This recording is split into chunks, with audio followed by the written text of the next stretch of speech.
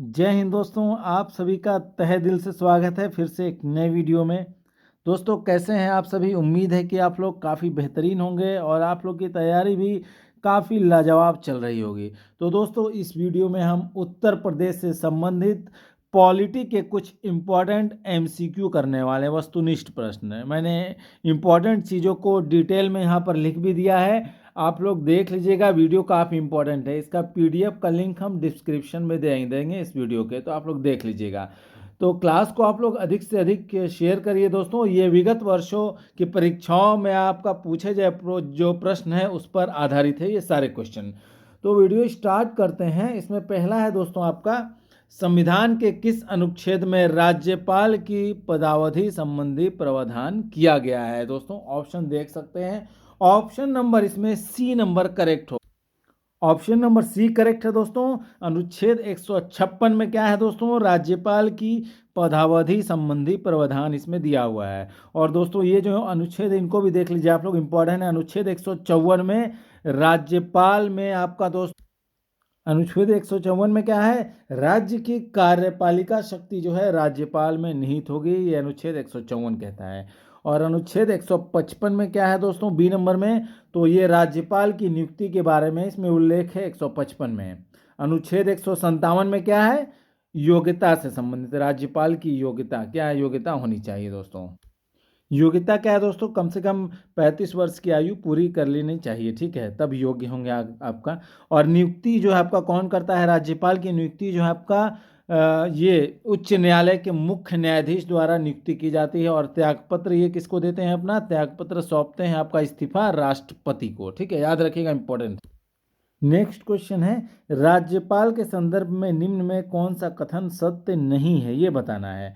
तो इसका option number आपको करेक्ट हो जाएगा, ऑप्शन नंबर बी इसका करेक्ट होगा, बी नंबर। बी ऑप्शन में क्या दिया है दोस्तों, बी ऑप्शन में दिया है वह मृत्युदंड को क्षमा कर सकता है, जबकि ऐसा नहीं है दोस्तों। राज्यपाल जो है मृत्युदंड को क्षमा नहीं कर सकते हैं, बल्कि रोक सकते हैं या फिर कम कर सकते हैं या फिर लघुकरण कर सकते हैं, ठीक है। ये अनुच्छेद 161 में दिया है कि राज्यपाल जो है आपका मृत्युदंड की सजा को रोक सकते हैं या फिर कम कर सकते हैं, संविधान के अनुच्छेद 161 में, याद रखिएगा। और ये मृत्युदंड को जो क्षमा करने की शक्ति है वो सिर्फ और सिर्फ राष्ट्रपति के पास है, अनुच्छेद 72 के तहत दोस्तों, याद रखिएगा, इंपॉर्टेंट है काफ़ी यहाँ पर। और दोस्तों यहाँ पर कुछ और इंपॉर्टेंट चीज़ें देख लीजिए, वह राज्य की विधायिका का, ऑप्शन नंबर ए में दिया है, ऑप्शन नंबर बी आंसर सही है, ठीक है। ऑप्शन नंबर ए में क्या दिया है, वह राज्य की विधायिका का अंग होता है, ये आपका दोस्तों सही है, ठीक है। क्योंकि राज्य की जो विधायिका है वो राज्यपाल और सदन, एक सदन या फिर किसी किसी राज्य में 2 सदन भी होता है, ठीक है, उससे मिलकर बनती है राज्य की विधायिका। तो 2 सदन वाले वर्तमान में कितने राज्य हैं, कुल 6 राज्य हैं, ठीक है, देश में।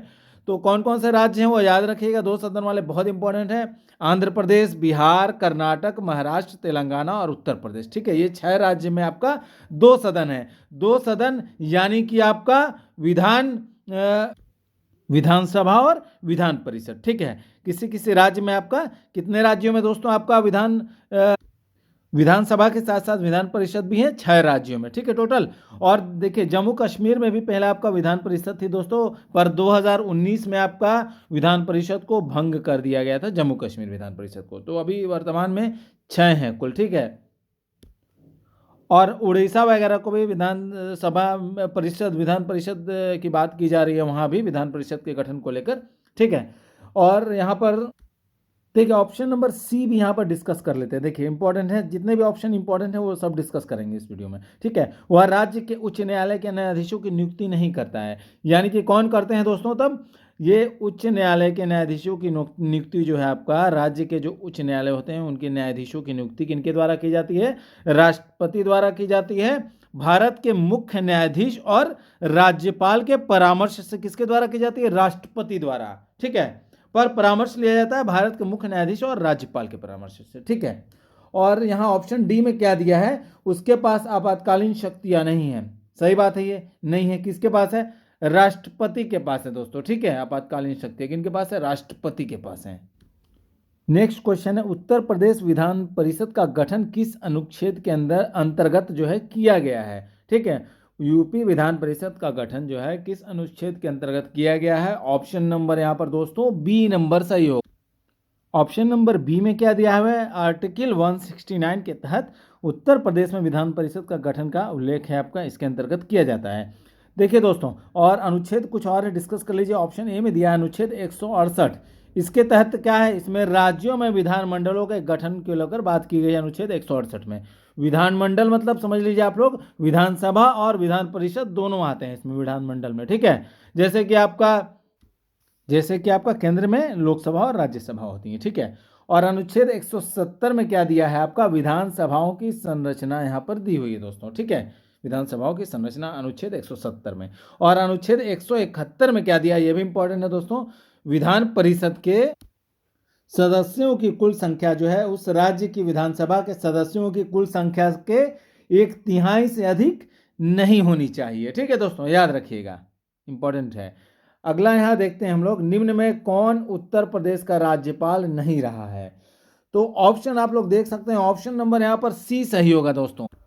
ऑप्शन नंबर सी में दिया है रामनरेश यादव जो है उत्तर प्रदेश के राज्यपाल नहीं रहे हैं, ये बल्कि मुख्यमंत्री रहे हैं 1977 टू 1979 तक, ठीक है। ये जनता पार्टी के नेता थे, ठीक है। कौन रामनरेश यादव। और बाकी जो ऑप्शन ए बी और डी ये तीनों राज्यपाल रह चुके हैं, मतलब चंद्रशेखर प्रसाद नारायण, मोतीलाल वोरा और मोहम्मद शफी कुरैशी, ये तीनों राज्यपाल रह चुके हैं उत्तर प्रदेश के, ठीक है, ऑप्शन नंबर सी को छोड़कर। नेक्स्ट क्वेश्चन है आपका, निम्न में से किसको समाप्त किया जा सकता है पर भंग नहीं किया जा सकता है। ऑप्शन देख सकते हैं, ऑप्शन नंबर आपका डी नंबर यहां पर सही होगा दोस्तों। ऑप्शन डी में क्या दिया है, विधान परिषद को दोस्तों समाप्त किया जा सकता है पर भंग नहीं किया जा सकता है, ठीक है दोस्तों। और यहां पर कुछ और ऑप्शन डिस्कस कर लीजिए। ग्राम पंचायत को दोस्तों आपका ये अनुच्छेद 243 ई के तहत जो अनुच्छेद 243 ई में दोस्तों ग्राम पंचायतों के बारे में है कि इनको मतलब ये कार्यकाल समाप्त होने पर ये क्या किया जा सकता है, यहाँ पर ये भंग किया जा सकता है, ये ग्राम पंचायत। और ये दोस्तों क्या है, राज्यसभा के बारे में दोस्तों, ये राज्यसभा क्या है आपका अस्थाई सदन है, इसके बारे में देख लीजिए। और लोकसभा क्या है दोस्तों आपका निम्न सदन होता है, ठीक है। और राज्यसभा को अस्थाई सदन या फिर उच्च सदन बोला जाता है, ठीक है। राज्यसभा को क्यों बोला जाता है, क्योंकि दोस्तों राज्यसभा के जो है 1/3 सदस्य जो है आपका प्रत्येक दूसरे वर्ष जो है रिटायर होते हैं, ठीक है दोस्तों। राज्यसभा को क्या बोलते हैं, स्थायी सदन बोलते हैं, याद रखिएगा, या फिर आपका उच्च सदन बोलते हैं। अगर नगर पालिका के बारे में देखिए तो ऑप्शन नंबर बी में नगर पालिका दिया हुआ है, नगर पालिका जो है राज्यपाल द्वारा ये भंग किया जाता है, ठीक है। अगला क्वेश्चन देखिए, निम्न कथनों पर विचार करना है, कौन सा कथन सही है ये बताना है। तो दोस्तों ऑप्शन नंबर इसका बनेगा, ऑप्शन नंबर इसका सी हो जाएगा, सी नंबर होगा। सी में क्या दिया है, पहला और दूसरा दोनों कथन सही। कथन देख लेते हैं क्या दिया है। देखिए पहला कथन है, किसी राज्य के राज्यपाल के विरुद्ध उसकी पदावधि के दौरान किसी न्यायालय में कोई दंडित कार्रवाई संस्थित नहीं की जाएगी, ठीक है। दूसरा कथन है, किसी राज्य के राज्यपाल की परिलंबियां और भत्ते उसकी पदावधि के दौरान कम नहीं किए जाएंगे। दोनों आपका जो है इसमें कथन सही है, ठीक है। अगला क्वेश्चन देखिए, ऑप्शन नंबर सी करेक्ट होगा। नेक्स्ट क्वेश्चन है आपका, भारतीय संविधान के किस अनुच्छेद में प्रावधान है कि राज्य के मुख्यमंत्री की नियुक्ति राज्यपाल करेगा, ठीक है। कौन सा अनुच्छेद में है, तो ऑप्शन नंबर इसका ए नंबर दोस्तों सही होगा, ए नंबर।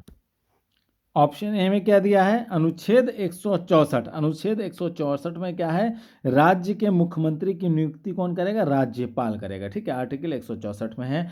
और ऑप्शन बी भी देख लीजिए, अनुच्छेद 166 में क्या कहता है, राज्य सरकार के कार्य का संचालन है इस अनुच्छेद के तहत। और अनुच्छेद 167 में आपका दोस्तों क्या है, राज्यपाल को सूचना देने आदि के संबंध में मुख्यमंत्री का कर्तव्य, ठीक है। राज्यपाल को सूचना देना मुख्यमंत्री द्वारा, ये कर्तव्य होगा यहाँ पर, ठीक है।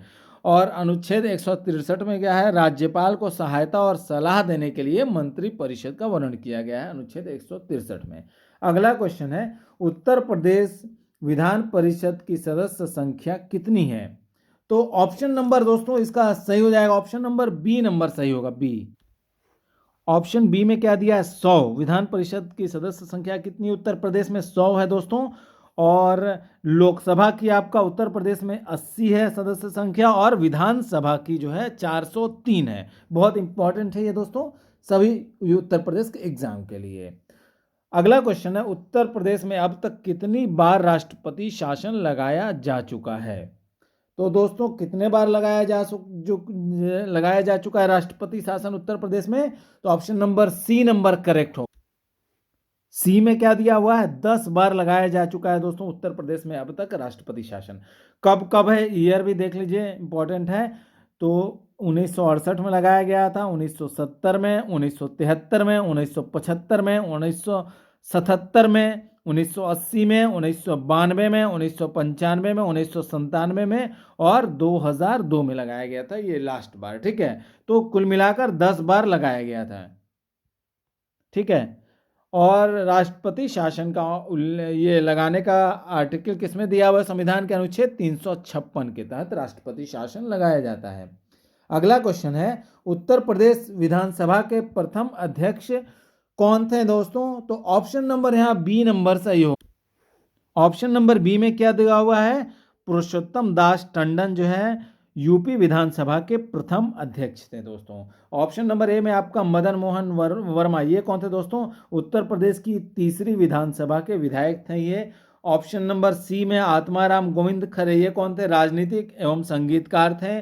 ऑप्शन डी में दिया है नफीसुल हसन, ये कौन थे? उत्तर प्रदेश की पहली विधानसभा जो 1952 में चुनाव हुआ था उसमें विधायक चुने गए थे ये। ठीक है, अगला क्वेश्चन है, निम्न में से कौन उत्तर प्रदेश की प्रथम महिला मुख्यमंत्री हैं? तो ऑप्शन नंबर 11 का ऑप्शन नंबर बी करेक्ट होगा दोस्तों, बी नंबर।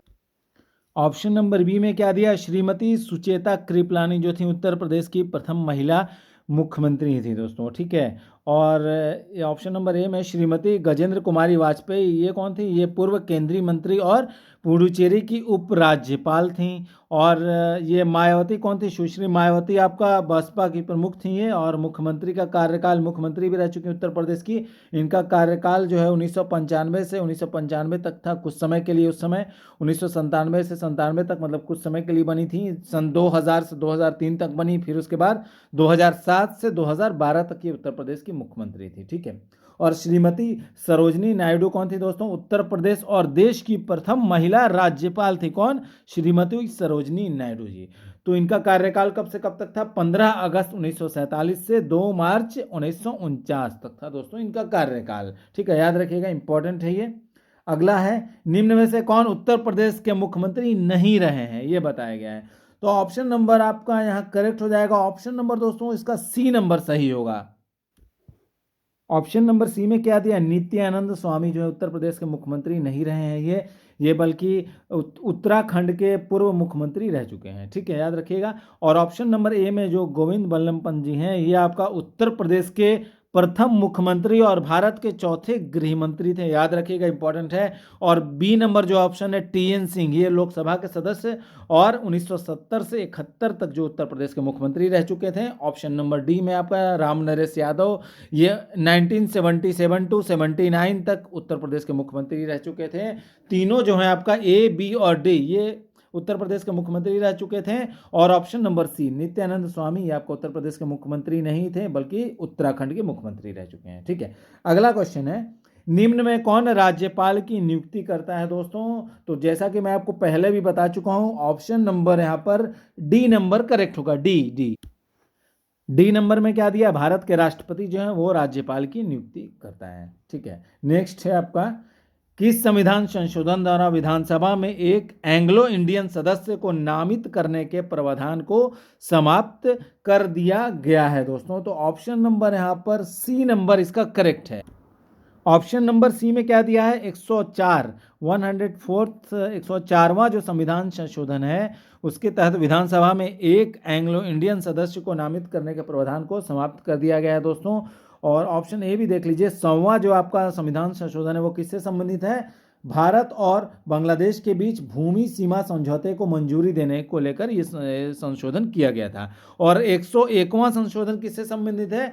केंद्र और राज्य दोनों में आपका जीएसटी यानी कि वस्तु और सेवा कर लगाने से अनुमति देने से संबंधित है ये। ठीक है, और 103वां जो है आपका ऑप्शन नंबर डी जो है 103वां जो संशोधन है वो आर्थिक रूप से कमजोर वर्गों के लिए आरक्षण से संबंधित है ये। ठीक है, नेक्स्ट क्वेश्चन देखिए, निम्न में से किस संविधान संशोधन के अंतर्गत मंत्रिपरिषद की अधिकतम संख्या कुल सदस्य संख्या की 15% निर्धारित की गई है? तो ऑप्शन नंबर इसका डी नंबर सही होगा, डी। ऑप्शन नंबर डी में क्या दिया हुआ, 91वां 91 जो संविधान संशोधन है वो आपका मंत्रिपरिषद की अधिकतम संख्या जो है कुल सदस्य संख्या के 15% निर्धारित की गई संविधान संशोधन द्वारा, 91वें संविधान संशोधन द्वारा। और 89th जो संविधान संशोधन है वो किससे संबंधित है? एससी और एसटी आयोग की स्थापना से संबंधित है। और 92वां जो संविधान संशोधन है वो 2003 जो है ये किससे संबंधित है? संविधान की जो है आपका 8वीं अनुसूची में संशोधन किया जा सकता है कि आपका जैसे कि बोडो हो गया, डोगरी, मैथिली और संथाली भाषाओं को इसमें शामिल किया जा सके। किसके तहत? 92वां संविधान संशोधन, काफ़ी इंपॉर्टेंट है ये। और 86 जो 86वां संविधान संशोधन है ये किससे संबंधित है? 6 से 14 वर्ष के बच्चों को मुफ्त और अनिवार्य शिक्षा का अधिकार देने से संबंधित है ये संविधान संशोधन। अगला क्वेश्चन देखिए, उत्तर प्रदेश में पहली बार राष्ट्रपति शासन किस वर्ष लगाया जा गया था दोस्तों? जैसा कि मैं आपको पहले बता चुका हूँ, option number A number correct. Option A में दिया है वर्ष 1968 में आपका उत्तर प्रदेश में पहली बार राष्ट्रपति शासन लगाया गया था, और दूसरी बार 1970 में लगाया गया था, 1973 में तीसरी बार लगाया गया था, और चौथी बार 1975 में लगाया गया था दोस्तों, जैसा कि मैं आपको बता चुका हूँ पहले भी। अगला क्वेश्चन है, विधानसभा अध्यक्ष अपना त्यागपत्र किसको देते हैं? तो ऑप्शन नंबर इसका दोस्तों आपका सही होगा, ऑप्शन नंबर इसका डी नंबर सही होगा, डी। ऑप्शन नंबर डी में क्या दिया है? विधानसभा उपाध्यक्ष को अपना त्यागपत्र देते हैं। कौन? विधानसभा अध्यक्ष। अगला क्वेश्चन है, राज्य मंत्रिपरिषद सामूहिक रूप से किसके प्रति उत्तरदायी होती है दोस्तों? तो option number A number correct होगा। ऑप्शन नंबर ए में क्या दिया है? विधानसभा। विधानसभा के प्रति उत्तरदायी होती है दोस्तों राज्य मंत्रिपरिषद सामूहिक रूप से। अगला क्वेश्चन है, सांडी पक्षी विहार उत्तर प्रदेश के किस जिले में स्थित है दोस्तों? तो ऑप्शन नंबर यहाँ पर ए नंबर करेक्ट होगा, ए नंबर। ऑप्शन नंबर ए में क्या दिया? हरदोई में स्थित है दोस्तों सांडी पक्षी विहार। और आपका वर्तमान में उत्तर प्रदेश में कुल कितने वन्यजीव अभ्यारण्य? 25 हैं, 25 हैं, याद रखिएगा, लगभग 25 हैं। और भारत में लगभग 573 वन्यजीव अभ्यारण्य है टोटल, ठीक है। और ये लास्ट क्वेश्चन है दोस्तों कि नवाब दिलेर खान का मकबरा कहाँ स्थित है? तो ऑप्शन नंबर यहाँ पर बी नंबर सही होगा, बी। ऑप्शन नंबर बी में क्या दिया है? हरदोई। हरदोई में स्थित है दोस्तों नवाब दिलेर खान का मकबरा। तो दोस्तों आई होप कि वीडियो काफ़ी अच्छी लगी होगी आपको। आप लोग क्लास को अधिक से अधिक शेयर करिएगा, कमेंट करके बताइएगा क्लास कैसी लगी। तो मिलते हैं अगली वीडियो में, तब तक के लिए जय हिंद।